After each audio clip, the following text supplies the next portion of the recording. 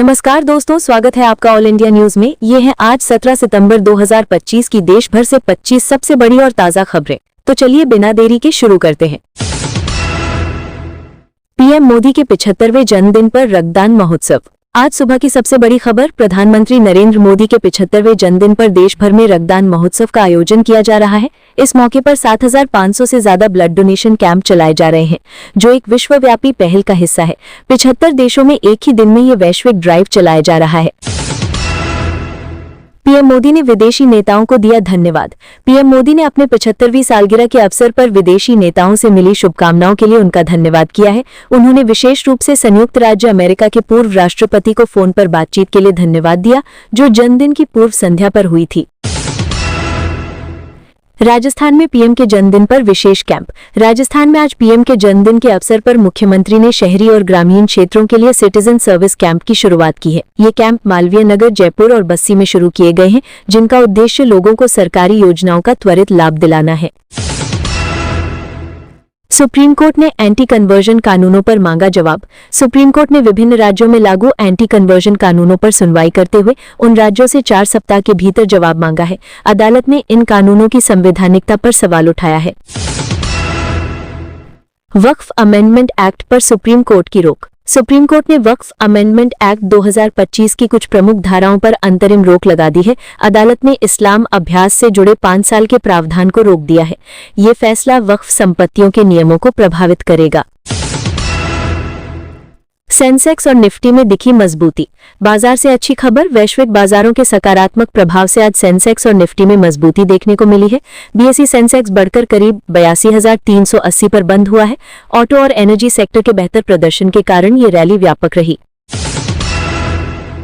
ITR भरने की अंतिम तिथि बढ़ाई गई। Central board of direct taxes यानी सीबीडीटी ने एक महत्वपूर्ण घोषणा की है। आय का रिटर्न यानी आईटीआर भरने की आखिरी तारीख को एक दिन और बढ़ाकर 16 सितंबर कर दिया गया है। ये फैसला पोर्टल में तकनीकी दिक्कतों और अंतिम समय की भीड़ को देखते हुए लिया गया है। भारत का कूलिंग एक्शन प्लान। पर्यावरण मंत्रालय के अनुसार भारत उन पहले देशों में से एक बन गया है जिसने कूलिंग एक्शन प्लान तैयार किया है। इस राष्ट्रीय प्लान का उद्देश्य गर्मी से निपटने और ऊर्जा बचाने के लिए बड़े कदम उठाना है। कृषि उपकरणों पर जीएसटी दरों में कटौती। केंद्र सरकार ने जीएसटी काउंसिल से जुड़े हालिया कदमों में कृषि उपकरणों पर कर का भार कम करने की घोषणा की है। इस फैसले से किसानों को बड़ी राहत मिलने की उम्मीद है। नालंदा यूनिवर्सिटी में अंतर्राष्ट्रीय शिखर सम्मेलन। नालंदा यूनिवर्सिटी आज एक अंतर्राष्ट्रीय शिखर सम्मेलन की मेजबानी कर रही है। इसमें विश्व के कई प्रमुख उच्च शिक्षा संस्थानों के प्रतिनिधि हिस्सा ले रहे हैं। इसका उद्देश्य वैश्विक शिक्षा में सहयोग और अनुसंधान साझेदारी को बढ़ाना है। मध्य प्रदेश में प्रमोशन नीति पर हाईकोर्ट का सवाल। मध्य प्रदेश हाईकोर्ट ने राज्य सरकार से पूछा है कि नई प्रमोशन नीति इतनी जल्दी क्यों लागू की जा रही है। कोर्ट ने सुप्रीम कोर्ट के निर्देशों को ध्यान में रखने की सलाह दी है। मामले की अगली सुनवाई 25 सितंबर को होगी। बच्चों पर पीएम की महिमा गान पर आरोप। कांग्रेस ने आरोप लगाया है कि कुछ स्थानों पर बच्चों को स्कूलों में प्रधानमंत्री की प्रशंसा करने के लिए मजबूर किया जा रहा है। इस मुद्दे ने राजनीतिक विवाद को जन्म दिया है और मांग की गई है कि स्कूलों की स्वतंत्रता बनी रहे। गृह मंत्री ने किया एएनटीएफ सम्मेलन का उद्घाटन। केंद्रीय गृह मंत्री अमित शाह ने नई दिल्ली में एएनटीएफ के दूसरे राष्ट्रीय सम्मेलन का उद्घाटन किया है। इस सम्मेलन में कानून प्रवर्तन और आतंकवाद विरोधी रणनीतियों पर विस्तार से चर्चा हुई है। स्मृति मंधाना बनी नंबर 1 वनडे बल्लेबाज। खेल जगत से शानदार खबर, भारतीय महिला क्रिकेट टीम की खिलाड़ी स्मृति मंधाना ने आईसीसी महिला वनडे बल्लेबाजी रैंकिंग में फिर से नंबर 1 का स्थान हासिल किया है। उनकी कप्तानी और शानदार प्रदर्शन पर पूरे देश ने उन्हें बधाई दी है। एशिया कप में श्रीलंका की जीत। एशिया कप में आज श्रीलंका ने हांगकांग को 4 विकेटों से हरा दिया है। इस जीत के बाद टूर्नामेंट की अंक तालिका में टीमों की स्थिति में बदलाव आया है। स्वस्थ नारी सशक्त परिवार अभियान लॉन्च। केंद्र सरकार ने महिला स्वास्थ्य और परिवार कल्याण पर केंद्रित स्वस्थ नारी सशक्त परिवार अभियान की शुरुआत की है। इस पहल में रक्तदान को बढ़ावा देने से संबंधित गतिविधियां भी शामिल है।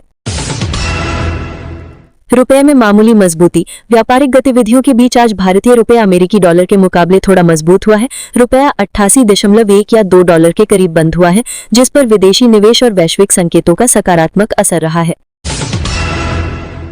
भारत पहली बार बसंत फिल्म महोत्सव में। भारत पहली बार बसंत फिल्म महोत्सव में एक मंत्री स्तरीय प्रतिनिधि मंडल भेज रहा है। ये बॉलीवुड और अंतर्राष्ट्रीय सहयोग के लिए एक महत्वपूर्ण कदम माना जा रहा है। वैशाली रामेश बाबू को बधाई। भारतीय शतरंज खिलाड़ी वैशाली रामेश बाबू को FIDE वुमेन्स ग्रैंड स्विस 2025 में उनकी जीत के लिए दुनिया के शीर्ष खिलाड़ियों से बधाई मिली है। भारतीय शतरंज समुदाय ने उनकी इस शानदार उपलब्धि की सराहना की है। कृषि उत्पादन लक्ष्य की घोषणा। सरकार ने 2025-26 के लिए रबी फसल का उत्पादन लक्ष्य 362.5 मिलियन टन रखा है। राज्यों को इस लक्ष्य को पूरा करने और देश की खाद्य सुरक्षा सुनिश्चित करने के निर्देश दिए गए हैं। तो दोस्तों, ये थी आज 17 सितंबर 2025 की 25 सबसे बड़ी और ताज़ा खबरें सिर्फ ऑल इंडिया न्यूज पर। अगर आपको ये जानकारी पसंद आई हो तो वीडियो को लाइक करें, चैनल को सब्सक्राइब करें और बेल आइकन दबाना ना भूलें ताकि आपको हर दिन की ताज़ा खबरें सबसे पहले मिले। फिर मिलेंगे कल की बड़ी खबरों के साथ। तब तक के लिए नमस्कार, खुश रहें और सुरक्षित रहें।